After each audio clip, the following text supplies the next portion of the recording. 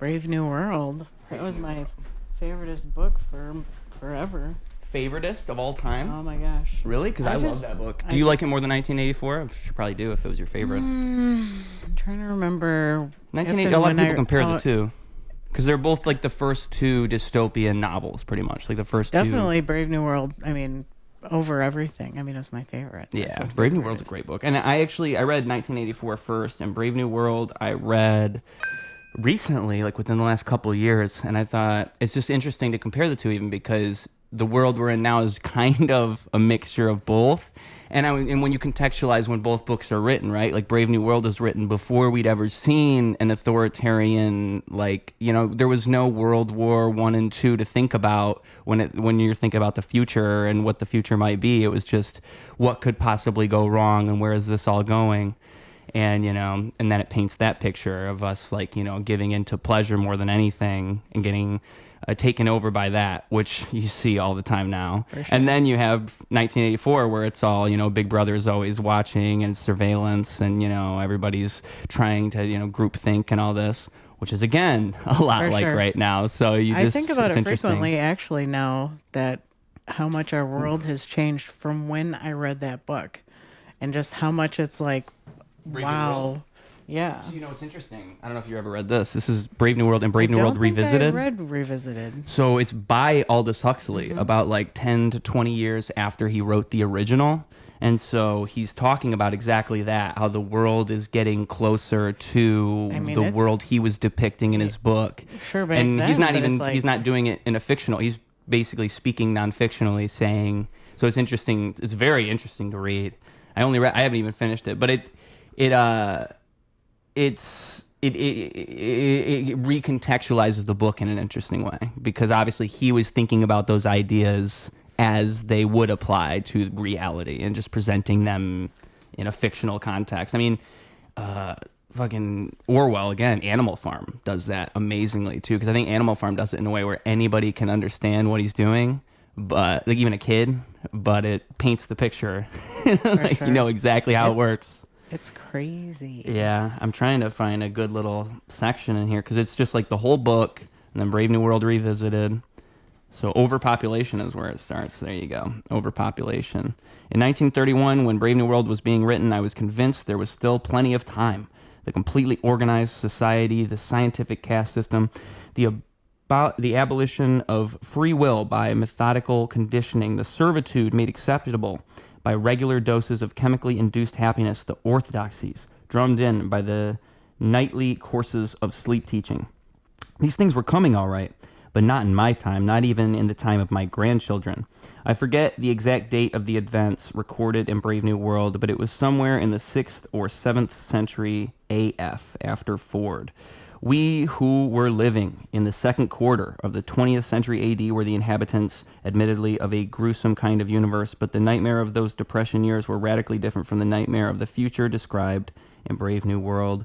27 years later, in this third quarter of the 20th century AD, and long before the end of the first century AF, I feel a good deal less optimistic than I did when I was writing Brave New World. The prophecies made in 1931 are coming true much sooner than I thought they would. Dun, dun, dun. Such drama in your voice. That was good. I picked a good spot. I was trying to find a good spot. There you go. So crazy. That was the hook right there. Yeah, it is. And the book, I mean, it's crazy because that's the first dystopian novel. I mean, really nobody had painted a picture of the future and made people even think of things that way. And even how on the nose he was, right? I mean, exactly. I think, so I remember when I wrote the book, there's a song I wrote called Forever Never After, and the hook goes, you don't really want to dream forever.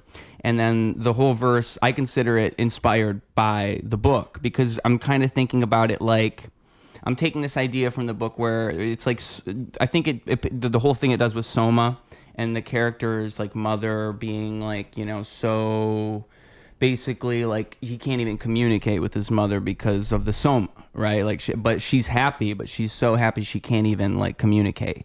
and it just shows how inhuman it all is. And it's crazy because, again, how, this is in 1931, and basically that's the overstimulation of everything around us right now. That's what it is. Like, Soma is the inundation of everything. Like, you have everything at your fingertips all the time. It's like you have Pandora's box in a phone all the time.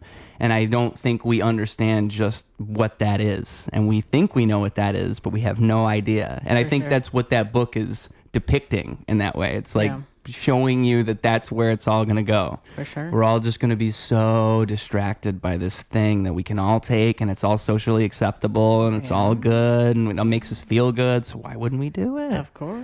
And it's just crazy. And so the songs, you don't really want to dream forever. Like, you don't want to get lost in this ideation, like this process of just dreaming, because that's kind of, to me, what it is. You just get, stuck in this daydreaming kind of mentality, and that's the Soma.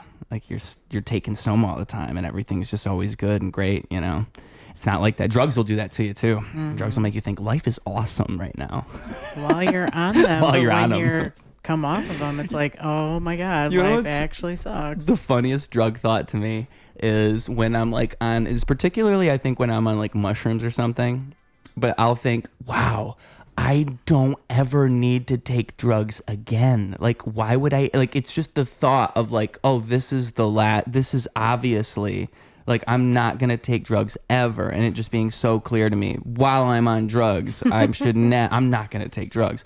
And like, maybe even I'm thinking like, oh, mushrooms isn't a drug, but I'm like talking about like weed and all that. But it's just the idea of that. Like, oh, I'm never going to do this. This is such a bad idea. Or like to think that after you smoke weed, or think that after you do any drug. It's just the funniest thought. Oh, that was the last time. I should never do this again. And just thinking it with such clarity, like, oh yeah, that's it for sure. But it's like you're only thinking that because you just did it. You feel shame. And you think the same thing the next time you did. And you think the same thing the next time you do it. Or alcohol, and you just have that super shitty feeling. Or you do something super stupid. Yeah, stupid stuff will do it. Yeah, when you're on it. I mean, so many people are like, I am never drinking again. It's like, well, see, I know about you. See, how long have you been sober now? Over 15 years. So there you go. Yeah, and it's just like, I think, and people, sober to you, I'm sure, is completely sober, like not doing anything where, you'll hear people say sober and they might mean, like Cali sober. Yeah, California sober. Yeah, which is weed. Or sober, there's people that are like, oh yeah, I only drink on New Year's. Which, how does that count, right? No, I'm like that. But I mean, you got to put the gold medal away. To each his own. I can't do that. I can't. Yeah. There is no way on earth I can have anything. Yeah. Because I would just be like, I would just dive headfirst back into it and be drinking even more. Yeah, well, that's how some people, I mean, it's the self-awareness, right? Because, I mean, sure, plenty of people are like that, and they don't admit it, or they don't even admit it to themselves. But, yeah, that's probably... No, sometimes they don't realize it. Well, that's why I would say don't admit it to themselves. Realize it, and then you don't want to let anyone else know, because then that's, I think, where you're in the shame of it. Right. Like, I have this problem, and I can't, because everyone's like, oh, no, I can stop. I can stop whenever I want. I can stop whenever I want. And it's like, no, you can't. You with alcohol. Stop briefly. Yeah. I mean, I imagine it's probably that way with other drugs, but my problem was alcohol. Well, alcohol is like a real physical dependency too. I mean, compared to other things, I don't know how common it is, but have you ever heard about like how people will dream while awake if they're like a heavy drinker and they stop drinking? They'll like, because it messes with your sleep and the way you sleep. Because their body's trying to make up for lost sleep, they'll start to like have hallucinations and dream while awake. I remember that happening. I mean, it probably happened to you. I was just saying, if you ever heard of it. I pretty much, I rotted my body completely. I mean, I drank as much as you could possibly. And did you stop cold turkey, or what did you? I had to. My body wouldn't even take it anymore. Wow. I mean, and it's like coming off of heroin. I think heroin, they'll say, is worse, I believe, but it's like that's what it's comparable to. Right. So the last time I was hospitalized several times, but the last time, yeah, I had to be in an induced coma. I had multiple blood transfusions. Like my body, my kidneys and my liver, everything was just done. Wow. I was drinking over a gallon of vodka a day for over a year. I mean, like, I remember when I was smoking weed and I was I won't say that. So when I was smoking weed, and well, at the time it was way less accessible. Like these days, it's amazing to me how people have access to like nice weed. I have a friend who like, oh, only get 40%. 40% THC. I wouldn't even know what that was because back in the day, it was just whatever swag came out of Mexico that got transported by multiple people till it got up here. Yeah. We'd have to go to Cabrini Green. I had a buddy, and we would split a pound. So yeah, I used to deal that amongst whatever else you could possibly want. Just find somebody, with it. But my point being, like, I can remember when we would get down in the quarter baggie, get down to like an eighth, and it's like you start to feel like it's time to try to really find like a bag because you couldn't find it. Was not something you could just find. Like once that connection's out, you're just out, and then it's like you're scraping resin out of the bottom of your bowl. Yeah. So that's how it was with alcohol. Like I would always have to have like many bottles. I used to go to the liquor store and buy 5 of those Skull bottles, those nasty plastic bottles of vodka, 5 at a time, always. And I tell this story sometimes when I'm on stage, but it's true. I could not wait until I got home. So it was like I'd throw 4 of them in the trunk. I'd have 1 of them in the car, and I would literally just be driving down the street with like this huge bottle of vodka, just like as if it was a bottle of soda. Just like, go ahead, cops, pull me over. Like, I dare you, And I kind of joke that's like, oh, they're like, that was not a lady with a giant bottle of vodka. She's got to be fucking around. You know what I used to do, or at least someone I know, definitely not me.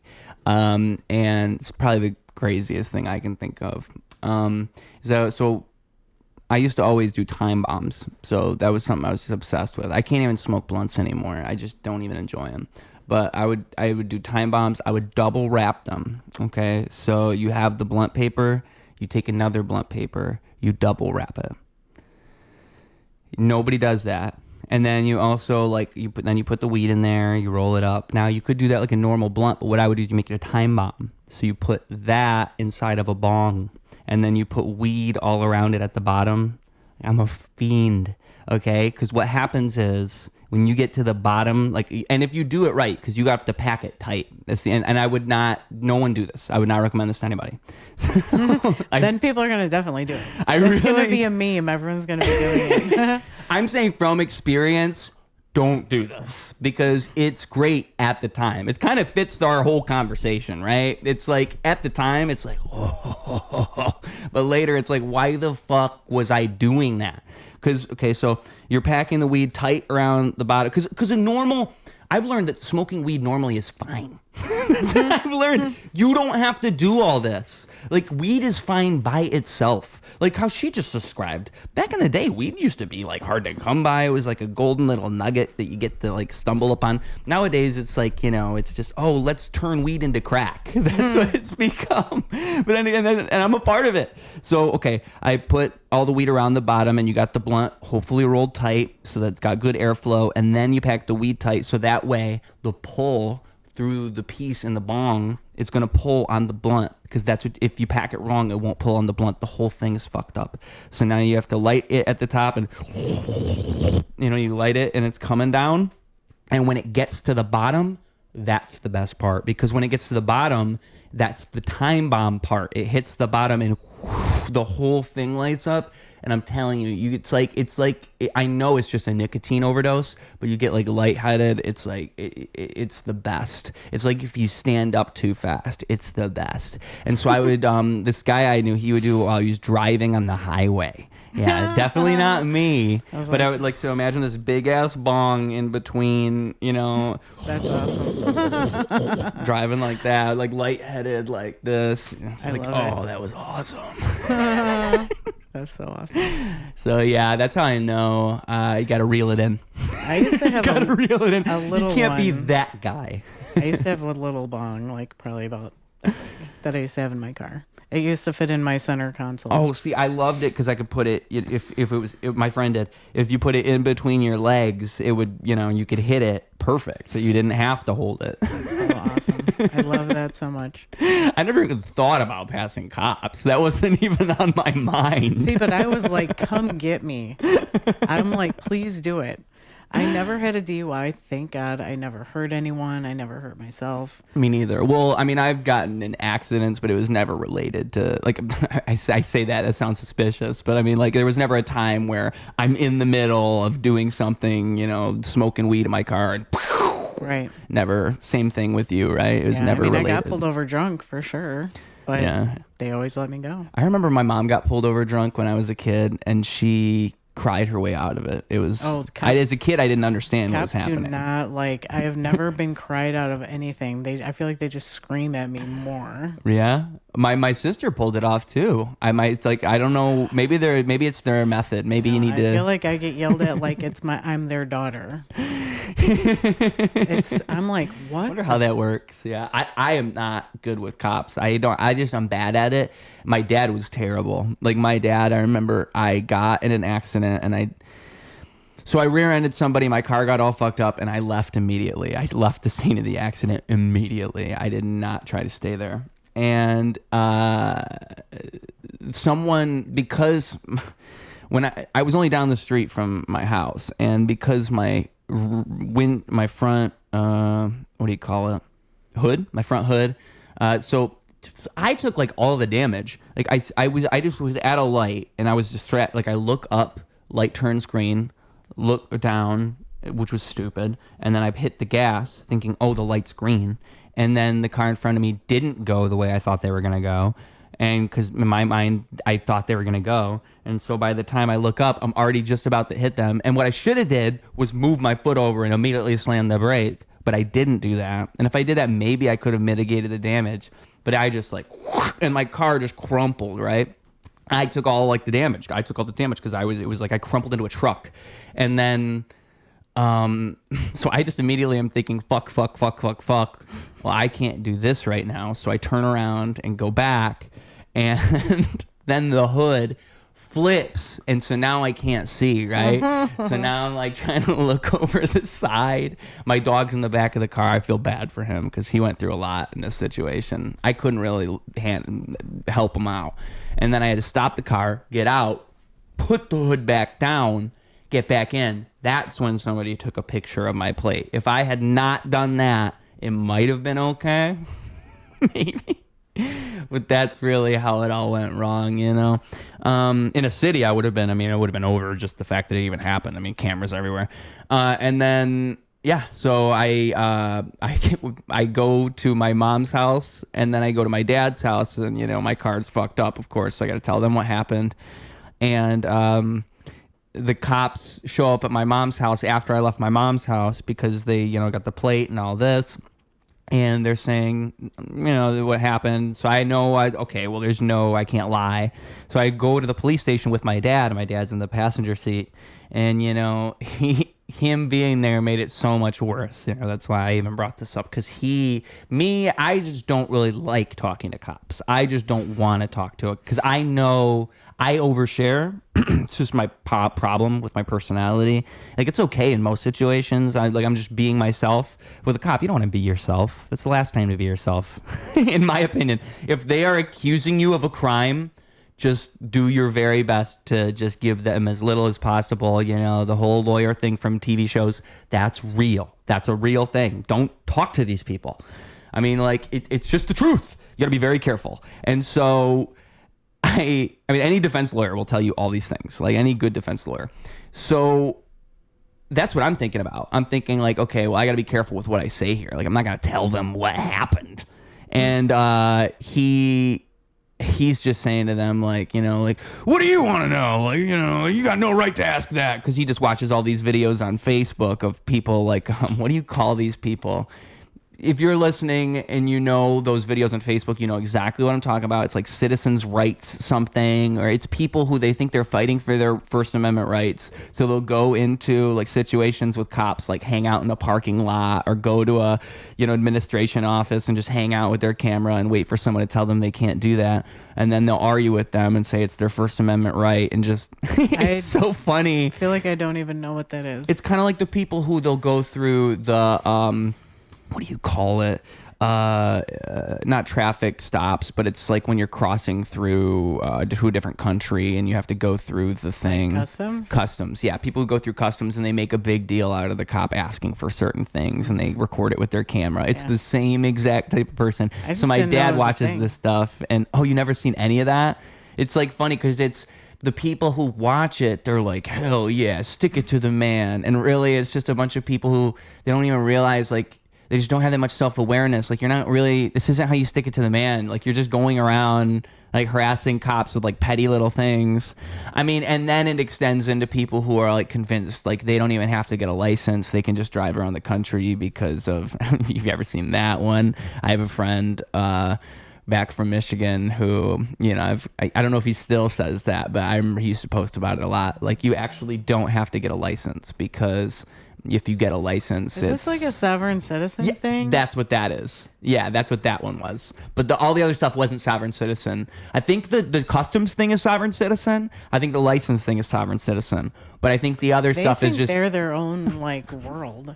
Like, exactly. They're their own country. It's really they're entertaining not part to of me. our society. Like, it's kind of like people at open mics who just show up and they're in their own world. It's like, I kind of like watching it just to see it, but I wouldn't want to like hang out with it. Well, they think like laws don't apply to them. They think laws don't apply to them. They don't need a license plate. Yes. Like, it's weird shit. Well, I think it's like, you know, I actually think it's kind of American. I think in essence, in principle, it's American. Like, I like the idea because I do think that like the idea that I have to I have to pay this annual fee to have a license, that's some bullshit. Like, why do I have to pay like a registration? I should just be able to have the car. Why do I have to buy into this system? For sure. So I agree with all that, but you know, people just take it very far.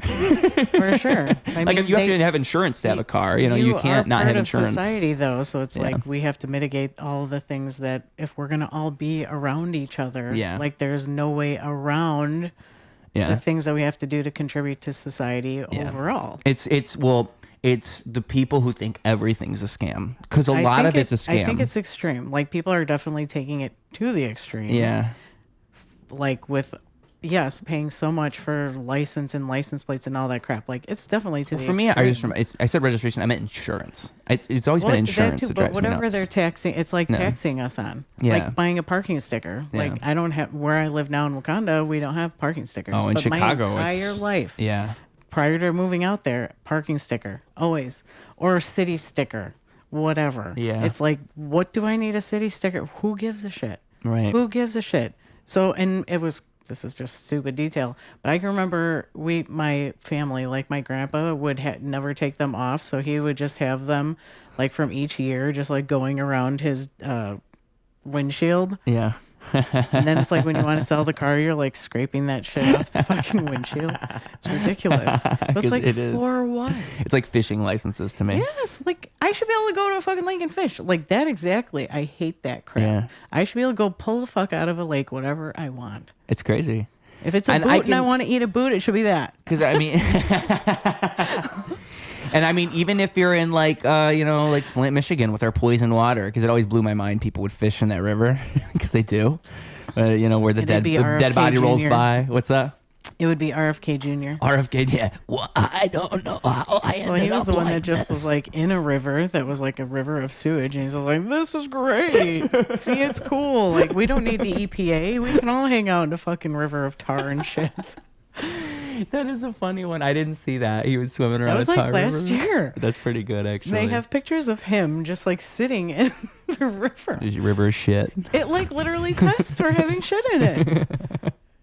Well, it reminds me, it is kind of like the older folk mentality, right? Like, we swam in shit when we were kids. Like, you guys don't know. There is truth in that. Yeah. But it was not as polluted as it is today. Right. So it's like, granted, they did drink. I drank out of the hose. Like, I'm Gen X that I drank out of the hose. No Me one too. was home when I got home from school. I was there by myself. Like, I did all that shit fun. myself. Squirt your face with the hose. But I liked how it tasted. I mean, now in hindsight, I think it was hose taste, like the plastic. Metallic. Well, the plastic of the hose. It was probably plastic, and then I kind of like, now I think about it, I probably used to put my lips on the tip. Not gay at all, but I think I used to do that. When I suck a dick, it's always like that. Yeah. But for sure with the hose, definitely. Because we would put it like in our mouth and let it spray out the side. That's what I mean. Yeah. I think I was doing For sure. that. Oh, yeah, Yeah, you because put I'm it on and remembering then, the metal. That's what I'm Yes. remembering. Oh yeah, I can remember the metal. Yeah, it was like a It's brass. the taste, it's the smells we end. remember the most, Yeah. isn't it? Yeah, for sure. Because I really do. Like, I haven't thought about that in so long until you said it. But yeah, I used to fuck with the hose. Fuck with the hose heavy. I hope that the kids are doing that nowadays. Because I don't know, kids going outside playing with sprinklers. Like, that was Oh my what was God, fun. my Is you hook kids the hose are. up to the sprinkler's going back and forth. You jump over it. You do stuff like you do like little things when you jump through. You know? Like block it. Block it so that way only two are shooting off. Right. Yeah. Oh, my kids are all about the sprinkler. Like, they already a few weeks ago were asking for the sprinkler. Sprinklers. It's like it's too cold. I'm Well, like, it's it's warm. 50 degrees. It's like it was warm 3 days ago and now it's cold again. They're They're saying, "Can we doing get it it when out?" it's cold. 50, it's like our water wasn't even turned on. Like, you got to like turn on the water from the house to go out to where it goes out of the hose. Yeah. Wasn't even turned on for the year. You said how hot was it? 48 Like degrees? 50. Oh, that's I'm like- forgivable. I'm like, you're going to be, once you get wet, I'm like, you are going to be freezing. And they were out there for like 3 hours. My Yeah. daughter's wrapped in a towel that is soaking, but like totally just still playing, like whatever. She just got into LOL dolls. And do you know LOL dolls? Like No. It sounds familiar. they're like $10 to $12 for one. Okay. They're this big. They're dressed like hoes. They're like little skanks, but Probably they're for like little brat kids. dolls, right? Yes, they're just like that, but like smaller versions. But they fill with water, and it's a surprise. They're called LOL Surprise. And you fill them with water. It either cries, so they have like microscopic holes in their eyes. I see. They pee, Oh, which is super weird for a slut doll. folks, if you're looking at the screen, you probably could see it right there. That's interesting looking, and there's all They're this all this liquid and fluid stuff is really what's odd to me. Yeah, so you fill it almost like a rubber duck. Like you fill it. They started coming with little tiny bottles where it looks almost like what you'd put coffee in, and you could fill them up that way. But otherwise, you just fill it like a rubber duck. You like squeeze the head, open it up. It fills with water, and it either cries, pees, or spits. I think. But that's the surprise of the doll. Not to mention whatever crap you get with the doll is a surprise. But they're crazy expensive for a little hunk of plastic. It's like the hair isn't even actually hair. It's just plastic hair. Yeah, I don't know about that. They're dressed like sluts, and you could take their clothes off, and they're like they have like fishnets. So it's like you put them in cold water, and like the fishnets, you can see the fishnets. It's like, this is for little kids. They market it to little kids. They're in like fucking they're in like high boots, bikinis. I It's mean, disgusting. to me, the worst part is the liquids. I could forgive the taking. I mean, you could take Barbie's clothes off, and so maybe Well, we could say Barbies that's even, fine. I don't know if you know, these days you can't even get a naked Barbie. Even if you take their clothes off, they're wearing like a bikini underneath, like built into the plastic of the body. Well, she never had like any genitalia, so No, it was like the opposite of a camel toe. It was just like smooth. Yeah. Nothing there. Ken too. Well, Ken had sort of like a little bit of a bulge. bump, like a bump. Yeah. Like they're supposed to, like if you just removed it. This is what's the base with no hair. It's like what's left of Ken's genitalia. It is really. It's like if it was stuck inside. That's kind of what it's like with Ken. It is just a little lump. Do you remember when, and this is just a few years ago, when they came out with Barbies that are like supposed to be more realistic, so not all just the like stick. I think I saw they were that. supposed to have like whatever curvier ones or whatever, but they didn't have where they were like huge boobs though. Yeah. They were like, yeah, let's give her a chunky butt and wider hips, but we're not going to give her huge knockers. Like, Yeah. that's pretty realistic. I think there should be all types of body types, but I don't know because it'd be tough. Like, Well, no, but what see, if? when you buy a Barbie, you know what the Barbie looks like. You're not gonna be like, damn, I wish there was a Barbie with a big butt. Yeah. No, it's like Barbie is Barbie. You're right. I was thinking like saggy booby Barbie. That's what That I would was be gonna me. go with. That would be my Barbie. Because I would like if it was like elastics or something where you could actually push them back and forth. That is Can really you imagine. Yeah, because that's what I live with every day when I take my bra off. It's just like that. I think a lot of people would buy that. I think dudes with fetishes, because like when I talk about my saggy boobs, there's guys that are like, oh man, I love me some saggy titties. I'm just like, you're fucking disgusting. I want Barbie boobs. I just want to just be where they used to be. When Yeah. I was younger, I didn't have to wear a bra. They were just there. Yeah, right. Now, no. I mean, and I think about like the grandmas who have like the really Gosh, yeah, I had an aunt that would just let it hang. She went into a nursing home. She would let it just hang out of her shirt, like literally just lay that there. low. Oh yeah, because they were when I was By the younger. way, They folks, were if you're like listening, she was like at she her would hip. have yes, like how a dick, nuts. how you would let a dick hang out of your shorts. She would just let it hang like right on her thigh. No way. And there was a guy straight across the hallway that would just stare at it. And I think, and I don't know if you know, old people are fucking in those nursing homes. They're all fucking each other. Yeah. So that I'm like, that must be how they attract each other. The guys just like let their dick sort of hang out of their shorts, and then the ladies just like let their boob just like hang out of their shirt. And my mom went to visit her, and that's when she saw this, and she was like, you know, they're just talking normally, and then all of a sudden she's like, "Is that your fucking titty?" Like, and there's this guy just like staring at her. For sure, for sure. It's kind of like a mating like scenario in the wild. Well, if you can think, like, if you're super old and you can't really get around, it's like they're, you know, they need assistance getting out of their bed. Some of them, you know, you're just stuck in a wheelchair. These dudes, it's like you're just sitting in a wheelchair literally all day. It's like Your balls hang out. That's literally it. And you're like, you know, hoping, you're wheeling yourself around, hoping somebody else is going to see your balls. well, some of them hang so low you don't want to roll over your balls. Like you got to make sure they're tucked up in here. Reminds me of the Jackass sketch. Totally. Or Jackass, I guess, prank, where there was the, I mean, they did that one like a million times, but with the first time they did it, I think it's the first movie, and it's just like an old guy, but he's got his balls hanging out of his whitey tighties, and that's the whole thing. He's trying not to look at the balls, and then he's, you know, standing really close to you. Yeah. Doing shit like that. Man, Jackass was awesome. You know, they're doing, used the to trailer do this just shit. came out as we talk. It came out yesterday for the last one.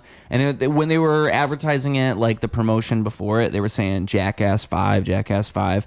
But if you were paying attention, people were starting to say things like, oh, well, we're not really filming a whole bunch of new stuff. It's really like a retrospective. So I think it's actually, and then when it came out yesterday, it was called Jackass Then and Now, or Jackass something, and it was like implicating the end. It was something like that. Then and Now wasn't it, but it was like that, saying like this is the last one. So But they were like, it's like, I want to say the OGs. I'm sure there was something Yeah. prior to them, but it was like when that came out, like that was the shit of like, everybody's going to see that. Now we're all going to do whatever they're doing. Like before there were phones and reels and challenges on your phone that eating Tide Pods, it was like back then it's like, you know, ride your bike off of a fucking ramp and as hard as you can and try to smash your face, you know, and then everybody do that. You know what I mean? It was like right when Real World and Road Rules, the whatever they called that, I can't remember what competition where they were like fighting each other, but yeah, it was all just like, let's fuck our faces off. Yeah. Let's do whatever we can to just beat the fuck out of each other and do dumb fucking shit. Yeah, and put ourselves in harm's way. Yes, Yeah. exactly that. Put ourselves in harm's way. Yeah. And And I mean, where everyone can see it. Not just like, oh, you know, this is what me and my friends in the neighborhood are doing. It's like, it's on TV. It's what's cool. We all have to do that shit. And you know, whatever. Yeah, it's just like the early days of what a meme was. Like what we think of today that all the kids are seeing and doing. It was like, that's when that shit started. yeah, and you could say they were ahead of their time. A lot of it was with Yes. Jackass. Yeah, Yes. it's cool how it came out of skating culture, and a lot of it like is Bam Yes. Margera. Like, you know, people don't Yes, realize how much I Bam love Bam did. Margera. Because I mean, Bam, he's went through his phases throughout the years, but just in terms of the history of Jackass and what he gave to it, it really wouldn't exist without him. And Well, I loved his show afterwards. when he Viva had La his own Bam. show. Yes. Yeah. Oh my God, I love Viva La Bam. yeah. Love that. And I love Tom Green when he very first came around. The very original Tom Green. He turned into just like a sellout and asshole. I met him once at a show of his. I think it was the Improv in Schaumburg. I'm not positive. How long ago? Oh God, I feel like it was probably 2003, 2004. Okay. But I mean, he was already where he had like gained a ton of weight. He was totally just in it because people would still pay him for his existence, not because he was actually entertaining. Right. And I had this like underground, I want to say it was called Subway Monkey Hour, something like that. I believe it was Japanese, but he like went to Japan and like did all his bullshit antics, but it was something that you can't get here. You know, it's like when that, I'm sure that there's still stuff like that where it's like whatever you're a fan of, you get some kind of like an underground thing of it. But I brought this to the show because I wanted him to autograph it, you know, be like, oh my, like this is a real fan. Like a real fan would have something like this. Oh no. Like, this is such a dumb story. I had my girlfriend with me and she was really egging me on. She's like, as he was coming out, she's like, oh, just stand up and have him do it. I'm like, no, no, no. I don't want to have him like autograph this thing. Like before he goes on stage, he's going to walk right past us. I was like, no. But she convinced me to do it. She like shoves me out in the aisle and I say, would you sign this? He literally just shoved me. He literally just pushed me back at my chair. I was like, okay, I mean, you could just be like, not right now, sorry, or how about after the show? No, I mean, he like didn't even act like I was a human. You know what I mean? He was like, get the fuck out of here. It's like, wow, okay.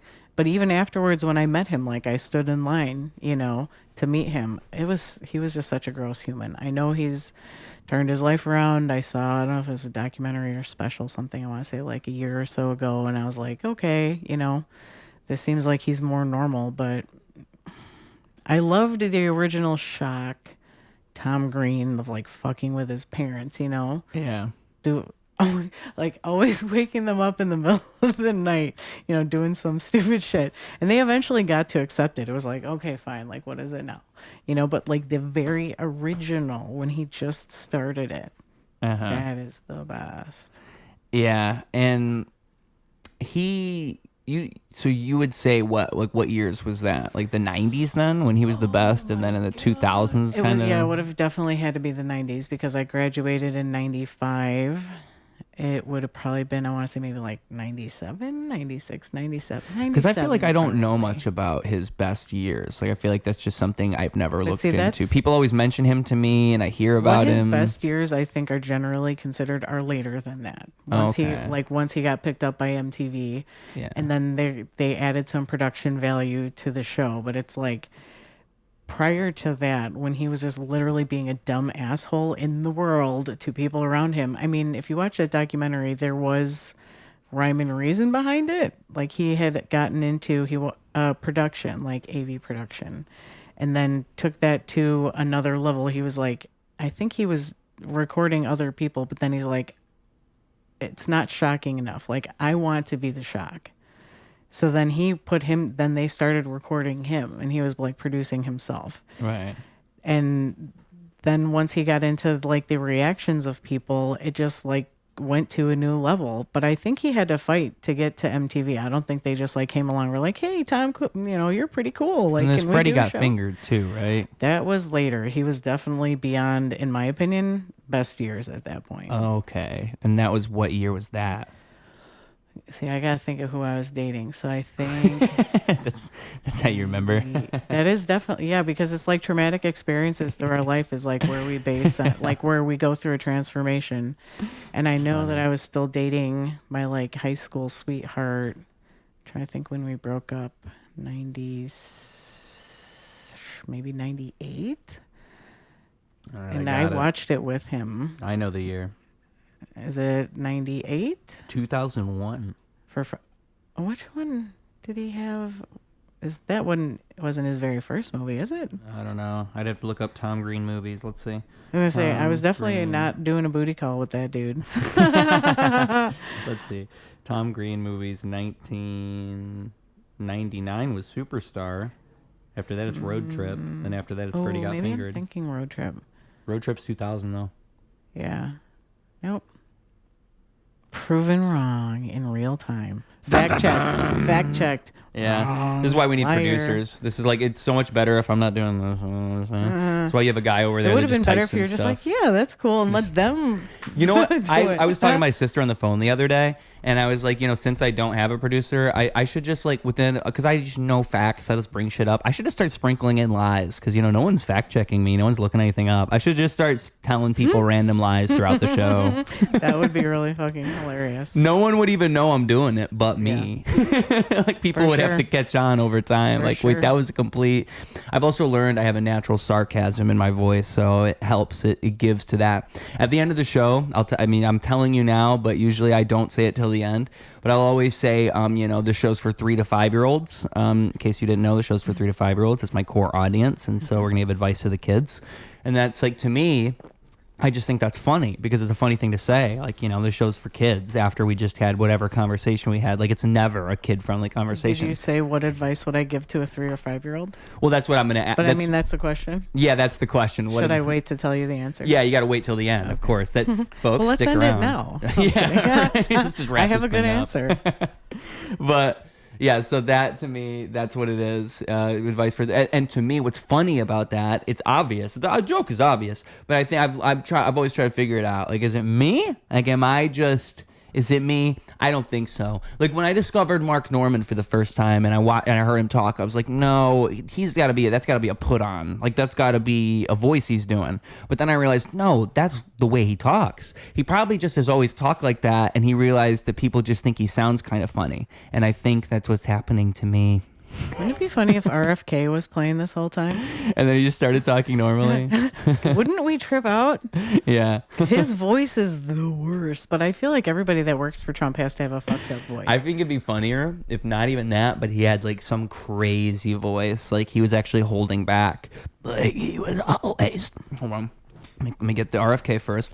Like he was always talking like this. And then all of a sudden, he started talking like this instead. Like that would be fucking crazy. Just Full Metal voice all of a sudden. He goes up there, we need to take the poison out of the food. Dude, that would go viral like that immediately. would fit his appearance.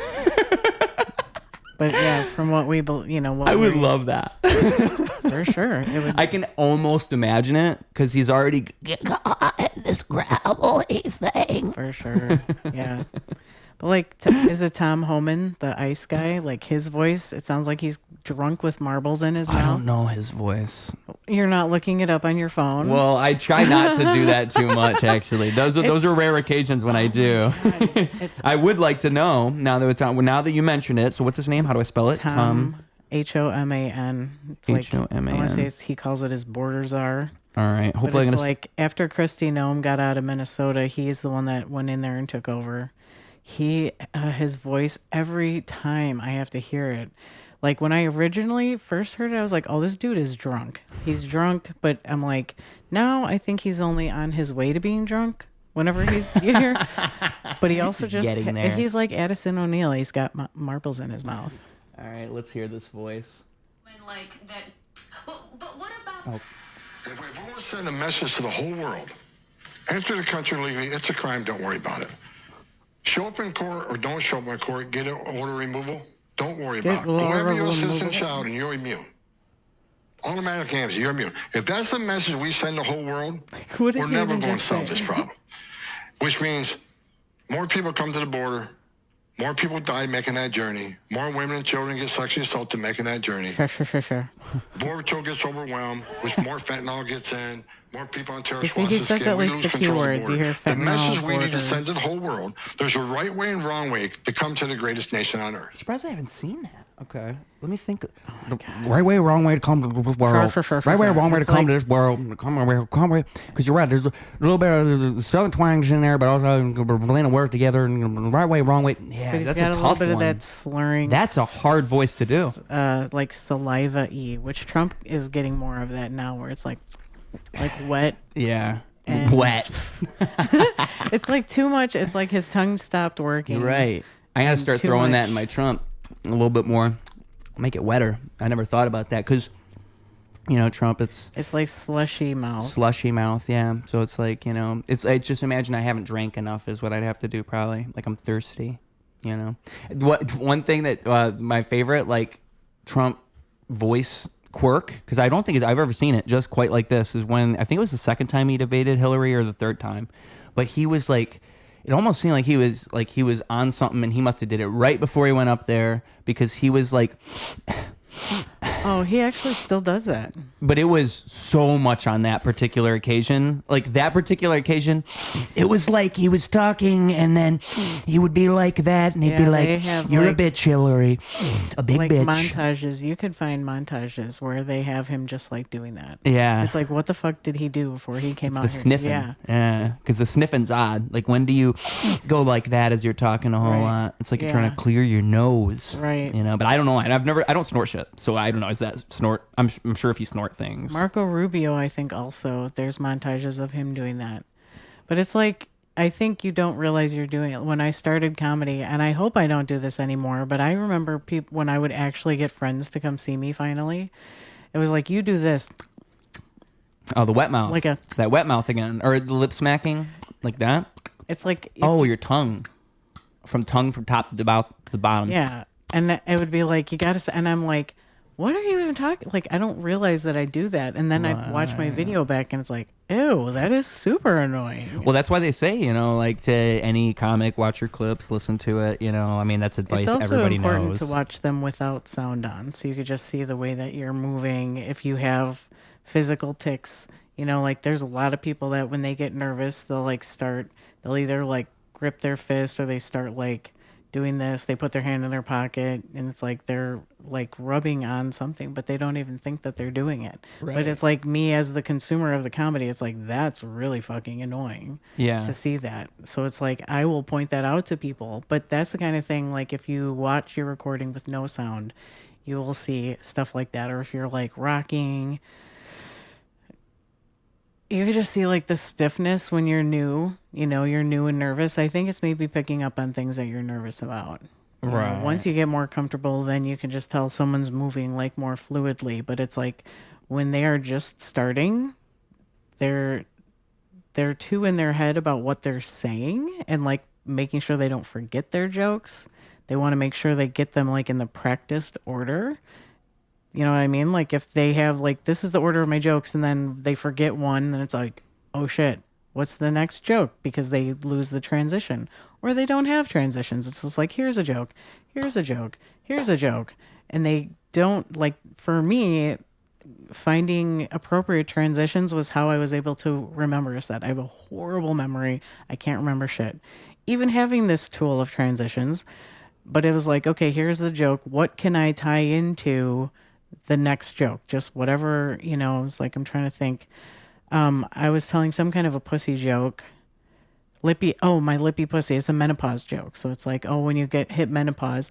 And this is actually, I hate to take another detour, but when I was talking about the tit hanging out, I wanted to mention this because this is also a real story. My sister-in-law told me her mom was going through menopause, and a lot of my jokes are from her mom, not actually about me. But she had cut like a rectangle in her pants for like airflow because she was having hot flashes. And they went to eat somewhere that they were sitting on like a picnic bench for lunch, whatever, sandwich place, probably when you hear the punchline of the joke.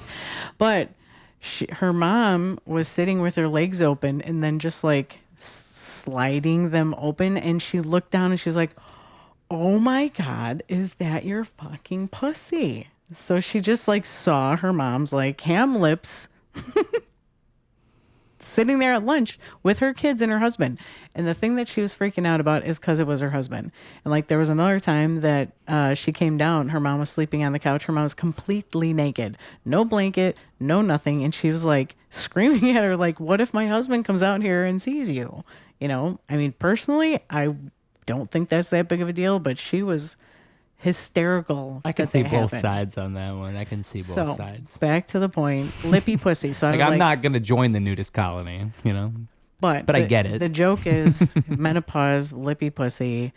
You know who else is a lippy pussy? Donald Trump. And so then I use that transition to get into some Donald Trump jokes that I used to tell. Yeah. I mean, comedy's all about transitions, right? I mean, it's all about I mean, it's all about all kinds of things, but I think like it's about connecting the dots and learning the basics so that you can connect the dots and not even think about doing it. Just like any other art form, right? It's like you should learn the basics before you try to start doing acrobatics and try to start juggling and do all this different stuff. Like you're not ready to do all that yet. But people it's like people think who try I'm to funny do like at a crazy. bar. Yeah, exactly. I'm funny at a bar, so I can just go do it. They know none of that. They don't even comprehend there's writing. It's a craft to it. Yeah. No, they just think we just go up there and that's the ruse. Yeah. Is to make people think like I just thought of this as I was driving here and you're a special audience and I thought of it just for you. And it's like, no, I've told this joke 1,000 times. Well, that is true. I mean, that is the ruse of comedy, truly. Is like this how would you put it? Like it's like this always, this happened to me yesterday. Like the story's always something that happened to me yesterday rather than something that happened. Yeah. And it's like totally like if you're telling a joke, this is another thing to keep in mind. If you're like, oh, my brother, blah, blah, blah, make it about you. Yeah. It's totally It's fine. always your story. Oh, but comics will get offended that you're telling stories that are not your own. It's like, no, that's how it works. It doesn't have to be real. It's just jokes. People get so upset that it's not natural to the person. And it's like, you think these Netflix specials, all these comics, like they just wrote this joke exactly how it is. They didn't even write some of the Hell jokes. No, some of the, they I mean, didn't a lot write of the punches they didn't jokes. write. A lot of the other stuff They people paid punched for up. jokes. Yeah, they I paid got for. in it to write jokes for comics. Yeah, I never wanted to perform. it's just like music. I mean, it's People so are industrial. like, that's not a thing. That's not a thing. It's like that's totally a thing. Yeah, there's no. I mean, personally, I respect people who write all of their own material, or at least most of their own material. But I think that the way that the industry works, the entertainment industry as a whole, music, comedy, whatever it is, you're known for what you curate. So you're a tastemaker in a sense. So if you're somebody who's you got this stature, you're this great comedian, and you have people write for you. Okay, still, you better have the best fucking people write for you because it's up to you to go out there with the best material. Like, only you can say those words. So you get to decide what's coming out of your mouth. You get the final say-so, you know what I mean? Well, it's you want like, people to you can write never in your blame voice. anybody it's like else. a Tom Clancy novel. Yeah. I'm having a problem with these today, where they end up having like a ghostwriter. The person is going to write what sounds like the writer. Yeah. It's the same thing. So like you're going to pay for jokes that sound like you, like nighttime, TV, Jimmy Kimmel, he has a team of writers Yeah. that are supposed to write the way that he would sound saying it. He doesn't write any of that shit. Mm-hmm. But you also get, with a Netflix special, you get producers in there, you get people with money. So those people are going to be like, you can't tell this joke, you can't tell that joke. It's like with music, and you have a producer, like a band is going to write a song, but you have a producer come in and zhuzh it up. Yeah. Yeah. I mean, the less cooks in the kitchen, the better is just a principle for life. That's why I do this show the way I do this show. I just I wouldn't even, talking about having a producer. Like, yeah, that'd be nice. If I just had a guy, I'd have to have unlimited money. I'd have to have a guy who I could just pay enough to have like a full-time job. So it would be okay enough for me to just force him to come here whenever I want, because I am not having a regular schedule. Like, I do this by myself. So I can just do whatever I want. You see what I'm saying? Mm-hmm. There's no team telling me what to do. There's nobody else who can ever tell me what to do, ever. And that's why I like writing my own music and recording my own music. That's why I've always done that. No one can ever hold me back or tell me what to do. For sure. It's just like a principle of life. Because the more and more you let that stuff happen, the more and more you slow yourself down and you're not productive. And you should be the one running the ship and bringing things together and making things happen. You should not.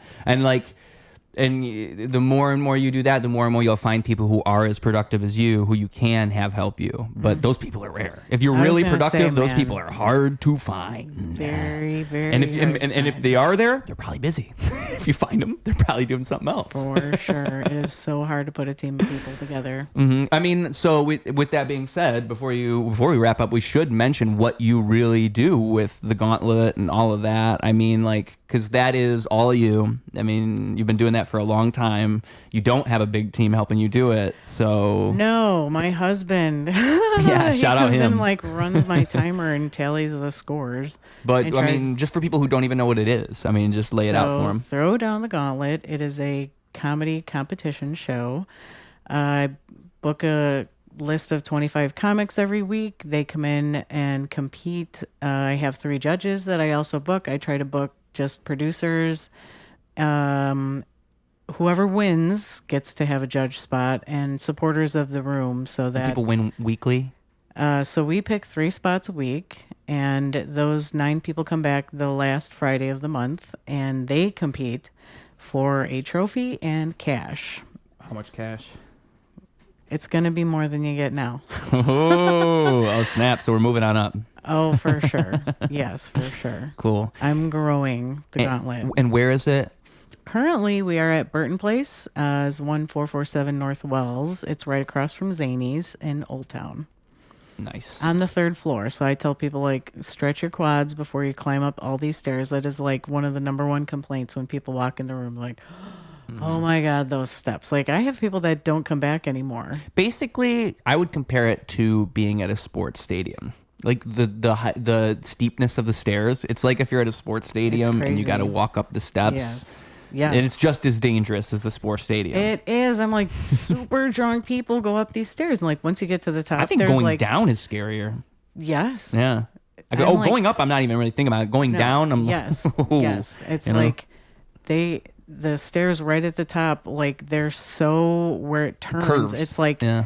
so narrow that I'm like, these chicks in heels, and they're drunk. And they're bringing, I met the servers are bringing up drinks and shit. I feel so bad for them. They got to balance these It's like, crazy. delicate glasses. I mean, like, I've been dragging up chairs and tables and crap, and it's like, am I supposed to, like, walk up these stairs carrying super heavy shit? yeah. In that curve at the top, and, like, Milo Mack, shout out, he's the one that got the room. Yeah. He's built 2 stages in there now. He's made it like quite the spot.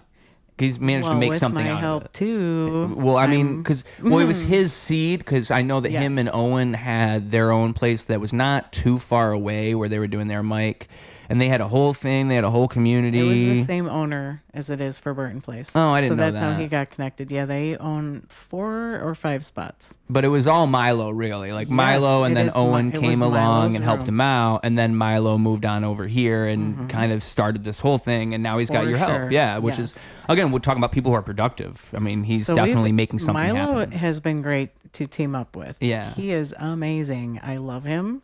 He has such passion for the community and as a producer, Yep. which he just actually told me the other day. He's like, to me, I'm the first person that called him a producer.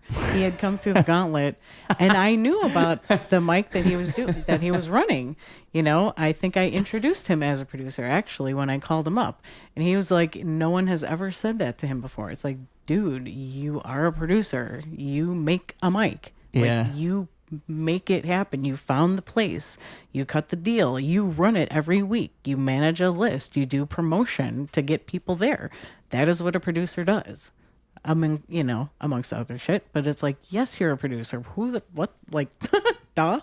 Right. But I was like, that's a cool thing to be part of somebody's journey like that. You know, to be part of the transformation of going from just like brand new comic to like, you know, starting from like open micer to where you'd consider yourself a comic, which is a whole other argument about what makes you a comic. When can you start calling yourself a comic? You know? Yeah, well, and what comics consider Well, comics. it's like, do you get and- paid? Yeah, exactly. Some people, it's like your first time you got paid. Is it the first time you're on a showcase? Or was it a guest spot? Was it a feature spot? You know, like, is it a certain number of mics that you do? It's like, what is the thing that I used to say? It's like the Velveteen Rabbit. You know, where do you go from being the Velveteen Rabbit to like now you're a real comic? Like, we're just an open micer, but now I'm a real comic.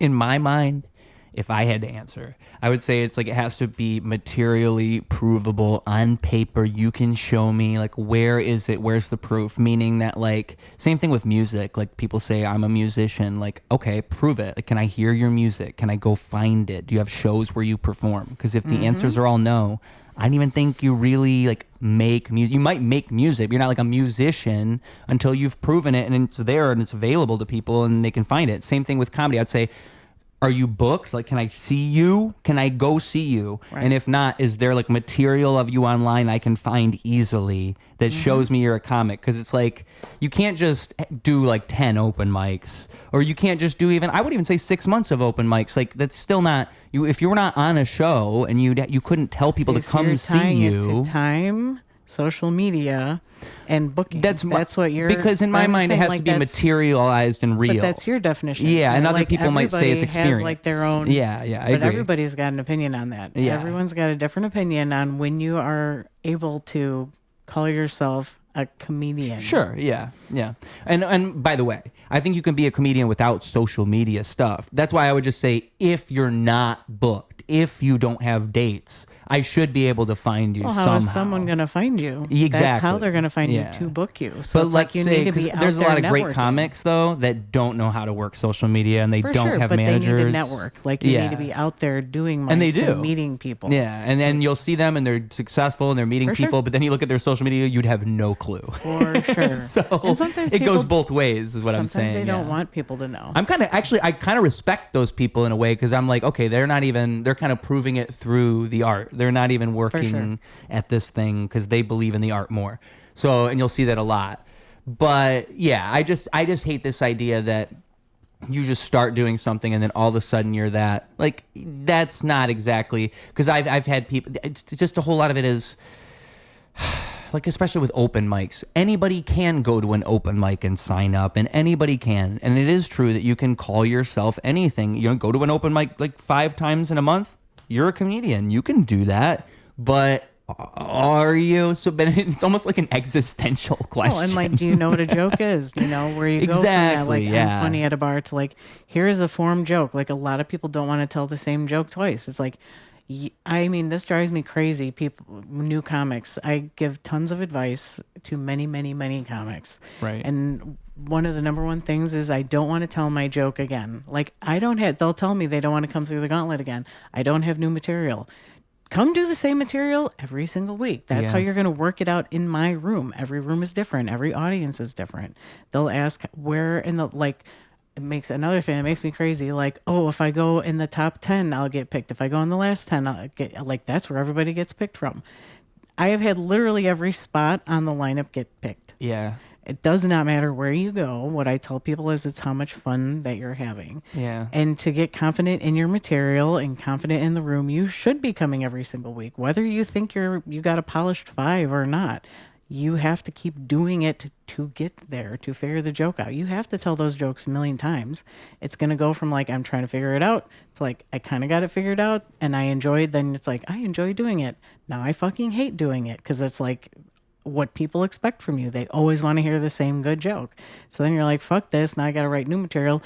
I hate writing new material. How do I figure out new material? And you go through this transformation of like finding it again and then finding the love for it again. Yeah. And I think about it like only time will tell. And that's why I like in comedy, there's this principle of having to do it forever, and like this 5-year, 10-year, 15-year thing, however people think about it. You know, you have to do it for X amount of years before you're even really doing it. Yeah, no, I don't believe that. I at least think that principle is far better than this idea of I'm just going to do it and then I get it. Because like, I do think there's things you learn through experience that you can't learn any other way. I have to do this for so long, and because you're going to do it differently too, just like, you know, comedy especially, you're going to do it your own way, and I can't tell you every single way you're going to do it. And that's kind of what's fun about it, is you're going to figure out ways that you do this differently than everybody else. Hopefully you figure out what makes you special and what you can do differently. I think it's how much work you're going to put in.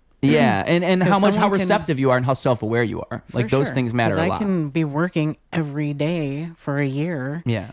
Versus like, I can be every couple months, I go into this phase of like, oh, I'm going to do a bunch of open mics, and then I take a whole bunch of time off. Yeah. That's super common. It's like, there are going to be people that, and just doing a million, that's another thing. 1 million open mics, that is not helpful. Doing 1 million open mics, not helpful. Right. You need to be working on your material in different rooms, going to different open mics, but networking. That is the biggest thing that's going to get people booked, is going to people's shows. Another thing people don't realize, they constantly are asking, how do I get booked? How do I go to shows? You can be a shit ass comic, go to someone's show, and they'll be like, oh, I'll give you a guest spot. Here's 5 minutes. Just go do whatever. Yeah. You know?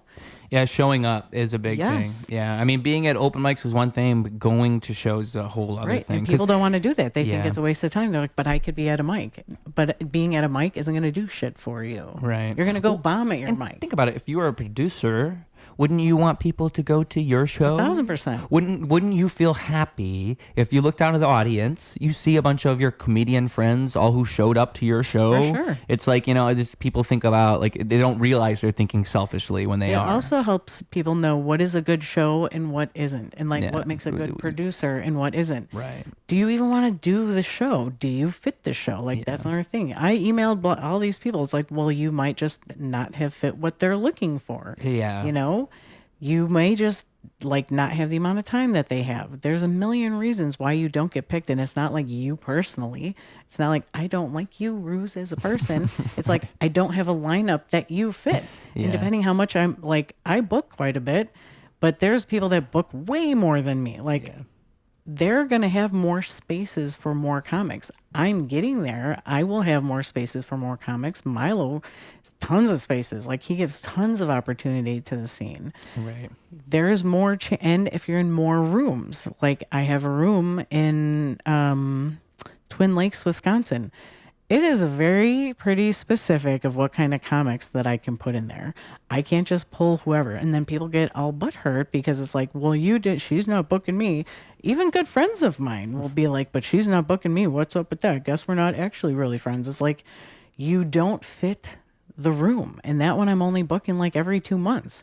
If I was booking it every week, I could have 5 comics a week. That'd be 20 comics a month. Yeah. I get like 4 comics every 2 months. So how many is that in a year? 24.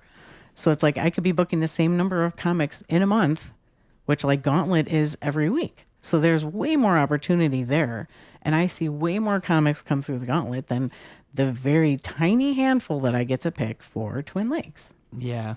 And I think, like, it's if people were producing, they wouldn't even be saying those things. Yes. They would already know the problem that you have, and they wouldn't even be thinking that way to begin with, right? But if it's you're just not, people who don't produce and they don't know. right, So if how you're not going to shows, you're not going to know what a good room looks like. Yeah. Like I went to a show, I want to say it was Thursday, and it was just called Jax, Jaks. Because of the people that were on the show, I was expecting like a bigger venue, like, I don't know, in my head nicer. I got there, it was like an itty bitty like gaming place. An itty bitty titty committee. Where they just have like those gaming machines, Right, which yeah. I've been to plenty of shows and places like that's definitely a thing. I was just like, what are these people doing here? You say And gaming, you mean like arcade? no, like You mean like board games? No, casino games, Oh. like where they have like it's a bunch of like, slot machines that people play or like whatever whatever it is. Like I'm not into gambling, but that's super common. Like it is super common to have a bar. You're standing next to a dartboard on one side. You got gaming machines on the other side and like an ATM within kicking distance. It's like those shows suck. Yeah. But comics will go anywhere. You don't even have to pay them anything. They will run to those shows just to get time. And it's like the entire show is garbage. And then the audience, most of them have never seen local comedy is way different from what you're going to go see at like a professional, like at the Improv, or if you're going somewhere where they're like Chicago theater, where you have like a big touring comedian. That is not what local comedy looks like at all. And we need to be developing hunger for what local comedy is, teaching people. A lot of people disagree with this. That is what my opinion is on that. And if all we're doing is putting out these garbage free shows, they're not going to be like, oh, I'm dying to go back and see that. They're going to be like, fuck, that was torture. Yeah. I was there to hang out with my friends at the bar. And then I got to listen to like these super shitty comics talk for 2 hours. It's like way too long. Yeah. They're not good. It's just like you got somebody that knows somebody that runs a bar that gives them permission to come in here and do a free show. They don't know what they're doing producing. And this is definitely not everybody. It's just something that happens. They bring in 5 of their friends, or maybe 10. It's just getting to be like glorified open mics. I'm going to bring in 10 of my friends. Who gives a shit what quality they are? Who gives a shit what order you put them in? Usually it's going to be like by who has longer experience. Like, well, this guy's been doing it 2 years and this guy's only been doing it for a year. It's like, no, there needs to be dynamic in a lineup. It needs to be like a story. When you're writing a story, you want to have like intro, you want to have a climax, you want to have like resolution at the end. Yeah. A lot of times You're creating an experience for the audience. yes, Yeah. hallelujah. Hallelujah. Yes, that's what I say. Like when I'm producing a show, I am producing an experience for the comics as well as the audience, because comics have to be loving it for the audience to love it. And then they give the energy, and then the comic gives the energy. I think Marlon Hugh does that pretty good. Yeah. Or at least I haven't been to his shows, but I'll say from what I see, they are an experience. Seems like it's a party. He does a good job of making it out to be a party. It looks like a party. Yes, and that's for sure. If that's the vision, he is achieving that 100%. Yeah, you know? and I've been producing with him for over 2 years now. Yeah. So I'm pretty intimate with what Marlon's theology and producing is. Yeah, but it's about it's all about creating something for people to believe in. Like it's bigger than Very much whatever so. this individual moment is. It's like, how does this audience buy into this? 1,000%. And then it's all about psychology and like, okay, so if you were going to a show, what would you do? What would you want to see? Yes. And Hannah Belmont, she put it really nicely when I asked her about like producing tips, because she said like it's something I hadn't thought about before, where it's like the pace of the show, meaning like you should have a strong, like big energy opener. Like usually that's the best move. Have somebody with a lot of energy to open. And then after that, like maybe then you can have somebody a little bit slower, but you're still moving off of that. But that's not exactly what she said. But the big part I'm remembering right now, at least, is that big energy opener. And then obviously like the ebb and flow moving from there, because that's what it all is. It's like, how are you going to pace these things? And I want to do shows with comedy and music. So to me, it's like, don't blend the two. Like that's immediately obvious. Like if you can't do comedy, music, comedy, music, comedy, music, you can't do that. That does not work. Audiences don't respond well to that. That's the problem. You can do it. You can do anything, but an audience is not going to feel that as well, because they're going to get thrown off. And how I think about it is, one is making you think, one is making you feel, right? Yep. So you have to make them think first, and then they can feel later. You don't make them feel first and then think after, because that's weird. Right. You make them think first, so the comedy comes first. Yes. And then the music's like, letting the edge off at the end. But that stuff matters. Like you have to think about all this. Right. If you're producing, if you're not thinking about that and you're just throwing shit at a wall, right, you probably don't have enough experience, or you weren't meant for this, because it's like that should be. That's like basic like fundamentals right there. For sure. And a lot of comics don't understand. They don't even think about that stuff. If you're not stuff, going to experience the thing you want to create, you need to experience the thing you want to create. Like if you're going to make an amazing meal, how are you going to know what that is if all you're eating is like fruit roll-ups and I think like it's not about making the most marketable thing. It's about making what you like. Well, like it's your taste. It's what you're good at producing. Like you're producing something, and I think like you're producing for a room. So and it's not always. But what I mean is like what the psychology, I suppose, like what you like, what the room would like. Like it's about these things. It's not about like what's the best thing to throw on a poster. For sure, because I don't book comics I book comics I do not like. Yeah. It does not have to be at all what I like. But it makes the most sense. Like it would make the most make sense. Yeah. Yes. Yeah. It's like if you think of it like if you were eating like a 5-course meal, like you're going to have an appetizer that you want to be like, this is like super good. You didn't want to book asparagus, but you got to book asparagus. Well, you don't have to book anybody. Well, I guess like, so that Twin Lakes place, that owner did just pick the headliner and the 2 openers. So I was not even able to choose who got booked on that show. So it is possible for somebody to pick a very certain person. Yeah. But if I am choosing the lineup, no one is telling me, and people get super mad about that too. Yeah. No one is telling me who to book. You know what's funny? Paul Farvar, he was talking about how he books his show, like where he interviews comedians at Laugh Factory, and he just said Laugh Factory books it for him, and he likes that because it takes all the pressure off of him. There is a lot of pressure. No one ever says anything to him. That's another thing that producers a lot can't handle. It's like you have to go. It's like bombing your jokes when you're a developing comedian. Mm-hmm. As a producer, you're going to bomb shows, and if you can't handle that and get a thick skin and just still go out and just try it again, find a new place to do it, get a new lineup of comics, whatever it is. It just doesn't matter. I think that's what you learn is like those bombings, all that stuff. It doesn't matter. Well, it's all just part of it. It makes you stronger. Like it doesn't. People overvalue the negative stuff, and they think it matters way more than the positive stuff. Exactly. And it's all the same. You're not going to have the positive stuff if you don't get through the negative stuff. Yeah, and it makes that positive stuff stick out. Like it makes those great nights fucking awesome. It's Right. like, oh, you know, all that bullshit I had to endure to get to this moment here, you know, that's how I think about it. It's like, this is awesome, and it can only be awesome because not everything is. Yes, which goes back to where we started, and you were like, this dreaming. You Yeah. don't want to be only dreaming. Well, and it's materializing your dreams. How can you dream if you don't know what you're getting away from? Oh, yeah, right. Wow. So you got to have Yeah. reality to be able to have a place to get away from You have to have reality. nightmares to have dreams. Essentially, yeah. Yeah, in a way, because you wouldn't know what the dreams are without the nightmares, you know? And I think that, you know, it's also, again, making those dreams a reality. Like, it's fantastic to have this beautiful, like, you know, like, because one thing I'll see people have a shitty show or go through a show they didn't like, and then they'll leave that show. They'll go, oh, I hated this, this, and this, and they'll want to talk about it.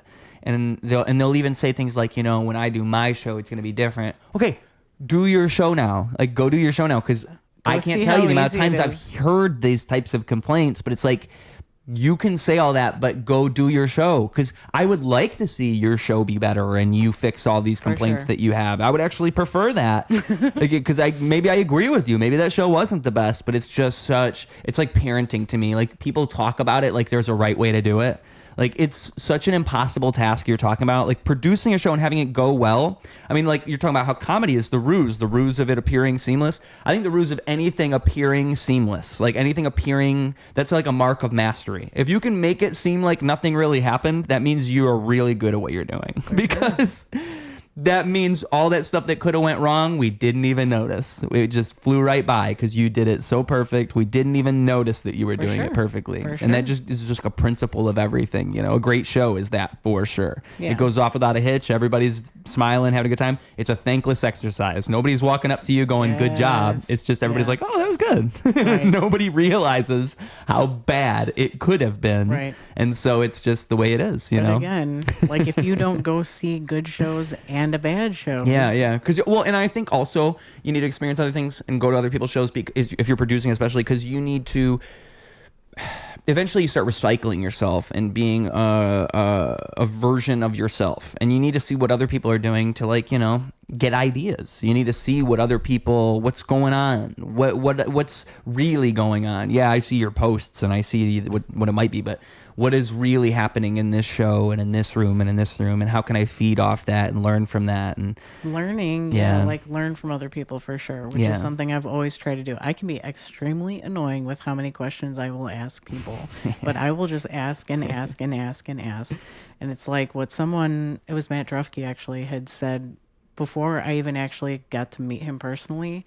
But he was like, you know, if you see someone doing what you want to do, follow that person.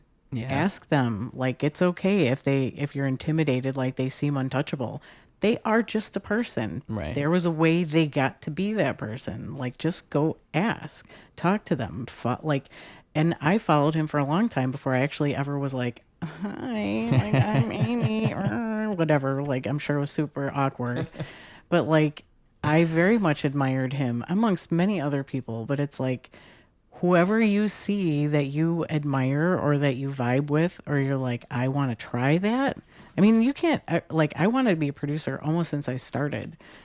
But maybe I thought that, and then I start doing it. I'm like, oh, this is not for me.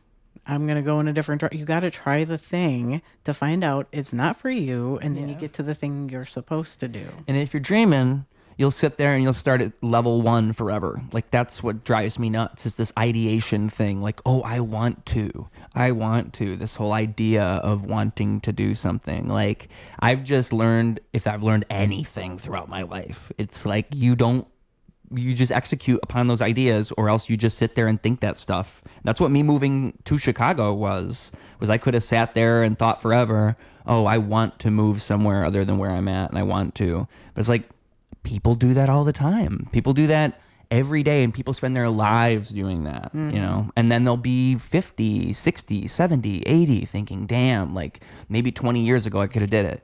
And you might have the same thought when you're 40 to when you're 60, you know? And you'll think, oh, when I was 20 I could have did this. And then when you're 60, you'll think, oh, damn, I could have still did it when I was 40. Because people just think it's over and you can't do it anymore. You know, that's another thing with my dad. It's always like, I think it's kind of how I learned that lesson. I just remember I always felt like he had this idea that his life had ended already. Like it was just all hope is lost and it's all done. There's no use in like learning new things and trying new things and experiencing new things. And I always thought that was just, I always felt that was sad, you know, because we all get dealt whatever hand we get dealt. And I think hope is the only thing you really have in life. And if you let go of that, you're just fucked. It's just over. It's sad to watch. It's like a tragedy, you know. It's sad to see people let go, especially at what they hold on to, like whatever their spark is, whatever, if it's artistic, if it's creative. So that's if I have any ultimate message, I always try to have. It's like I hope I inspire other people to do shit. Right. You know, I just want, I love to see people do things like genuinely. And I'm sure you feel the same way because really most of what you do is producing, you know, and to me, I just love I love knowing that what I'm doing is fostering an environment for creativity. 1,000,000%. Like I like knowing that that's what I'm representing because to me, it's not about me. It's about what I can do with that energy. Like if I give that energy out to the world and I really believe in that, I think that it really has a butterfly effect and it'll do things that you can't even predict, you know. And you like you said about like seeing, realize. You might never realize. And then when you do, it's already too late. Like it'll be 3 or 4 years later and you'll hear someone say, oh, I met so-and-so 2 years ago because of you, like because of some random connection you made. That's how two people met each other. And that shit matters way more than you'd think. And then it's like you said earlier about how seeing people blossom and seeing their careers blossom and all that. It's like, you know, especially if you're producing shows with them, you're working with them, you're close with them. It's just, I think all that stuff it's so cool to be connected to all of that and to see it. And it is so much bigger than you. It's so much more of a community than you realize around you at all times. Yeah. I love the up and comers. I love the new people. I love watching them grow. I love seeing those jokes a million times. That's why you can't let go. You can't ever like, let go of hope for somebody. You can't ever write somebody off. Like some people, it's going to be a long battle upwards. But, you know, there's just like people who are okay for a while and then boom, they just hit their stride and all of a sudden they figure it out. Sure. I just love to see that. I love to see that. I mean, it can be frustrating. It is just part of the deal. But when newbies come around and I do spend time on them and then it's like, I could be talking to a wall, you know, like, or they go, it's like, but I mean, I feel like with anything, I give a lot of advice and then it's like they do nothing with it or do the opposite or turn around and talk shit, you know, it's like, why did I spend my time on you, you know, but I still give time to everybody, you know, I will, there's no one, until you do something to me, I don't push someone out. Like I will let anybody come to my mic, even people I don't like. It is a place for everybody. The scene is a place for everybody. I want to see everybody succeed. I want it to all be better. And I love being part of that story. Yeah, that's awesome. Well, if we had more time, we could go forever, but I think that's right about it. You know who this show is for. It's for the 3 to 5 year olds. Absolutely. So they're about to take off their headphones, their earbuds, you know, their AirPods. That's what kids have now is AirPods. They're going to take those off, get off the school bus, touch grass, go into the real world and do something real. So we're going to give them some actionable advice, something inside your brain. We've proven that we are wise adults. So I don't know what it is. You're going to tell them, you're going to give them something golden, and also the social medias where people can find you. This episode comes out about a month from now. So they know about the mic, they know about all that, but where do they go on social media to see all this stuff? I don't know, the places they can see your faces. You gotta tell them the floor is yours. My faces, you can see my faces in the mirror when I wake up ugly and then once I put makeup on. So what I would tell face 1, face 2, face what I would tell 3 to 5 year olds, I'm going to tell you what transformed my life as a 3 to 5 year old. Go through your mom's underwear drawer, find her dildo and vibrators. Do that. And where can you find me on social media? I'm on Instagram at Amy Simon Laughs a Lot. That's LAFFS a lot, or Throwdown the Gauntlet. That is the name of the gauntlet. Also has its own Instagram page. Facebook, for some reason, I feel like people have a harder time finding me, but it would still be, I'm under Amy Simon England. But England is like the little tiny words. It should be Amy Simon. And look for my face. I think my profile picture on Facebook is from my old joke. I think it's like me going like this where I'm pretending to deep throat a cock is actually what that picture is. Oh, nice. Yes, very nice. That's classy. Yeah. Well, when I started writing, and I was actually at Second City taking a writing class, and it was like, write about what you're passionate about and rant. And I did this like 8-minute rant about how there should be more blowjobs. There should just be more blowjobs. I am extremely passionate. That was the first thing when you asked me, what am I passionate to write jokes about? Sucking dick. And that just became like part of the brand. I mean, it stays with me a little bit to this day, but I have gotten more away from that. But that's what that picture is like me. Like, you need to deep throat a cock like this. Nice. Reminds me of Hawk Tua. You were ahead of it. I was ahead of it. Yeah. I was. I mean, I started sucking dick. I think it was like, I probably was 5, actually. Go through the underwear drawer. Well, you know, my dad. I told you he was a dick. Yeah. Just jokes. They're just I was jokes. thinking, like, when you said that, I was thinking, like, kids, you know, dill do or dill don't. You know, I was trying to think of somewhere to. God. I can't believe I've never heard anybody say that. That's smart. That's where my brain went. Yeah. That's why I got, I don't know what you'd call that. Could you imagine instead of Mountain Dew, they had dildo? Dill do. It's like, you know how Taco Bell or wherever will put like cream in the soda now? You know? It'd be like dildo has just some jizz down in the bottom. That is funny.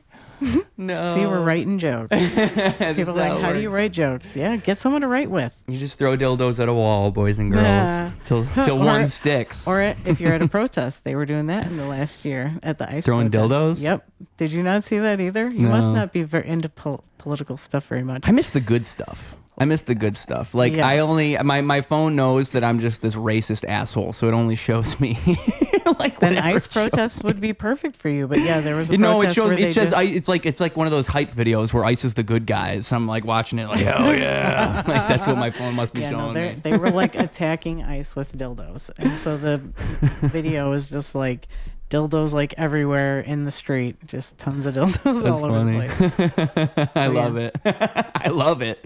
I mean, if you're going to do anything, because you got to troll them. I think that's actually the best move. It's got to be like psychological warfare. That's the best move moving forward. You got to do stuff where it's like a mental game. That's the way you do it. It's like these videos where people walk up to cops and they're like, can I tickle you? Like, that's what you do. Yeah, you play games with them. It's the only way we can do this because, you know, Gandhi was telling you violence isn't the answer. Dill do or dill don't, boys and Yeah, girls. Jokes. Tickle them with jokes. That's what I would Tickle do. them with dildos. How about that? During a dildo. No, that's not sexual I was harassment. going to say, it's probably assault if you touch them. Yeah, I got to think of a way to contextualize that. You know, there's got to be a way to make it not sexual harassment. Maybe cover up the dildo. Maybe Put a dress on it. Let it sit around the balls. If there are, a dildo doesn't need to have balls. My mom's didn't. you're in court. Listen, it was wearing a dress. It was wearing a dress. I didn't mean nothing by it. All right, it was all play. You know what's a lot worse? Cutting a hole in your shorts and Oh, going my to dude. dinner with your family. When she told me that, I was literally crying, dying, laughing. I was like, I would argue that's worse. Imagine if I had my crotch out this whole show. oh yeah, no, and I was You like, know? I would be like, yeah, talk about like Subway. Yeah, eat fresh. And I To was me, like, it's the shock of the story that's so funny. Like me just sitting with your mom, you're with your family, and you just look down. and it's just like, is that like like where you don't know what you're looking at? That would be shocking. I remember the first time I ever saw my dad's penis, and I think I only saw it once or twice. Shocking. It's not like any other penis. You don't normally see your parents' genitalia. At least I didn't. I was gonna say I can't relate to that. I don't remember the time I saw it because I just always saw it. Oh, see, like for me, it's like, whoa, it's like a fucking unicorn. It's like, No, my what? dad used to walk around naked all the time. Like Yeah. even during sleepovers, I'd have friends over. He would just walk on by, and he had the ugliest dick, the grossest looking dick. Like I tell this joke about when we used to go out to the club, and there was no such thing as dick pics. You would just have to find out at the end of the night with like whatever guy you went home with, and just like hope to God like this is a good one. And when it just flops out and like just looks like Snuffleupagus, you know.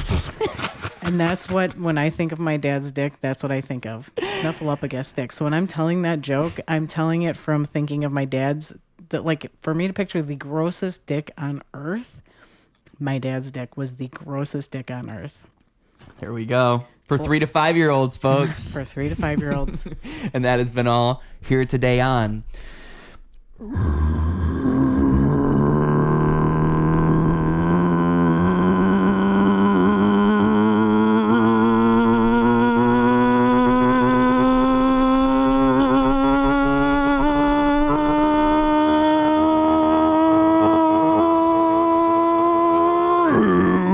radio.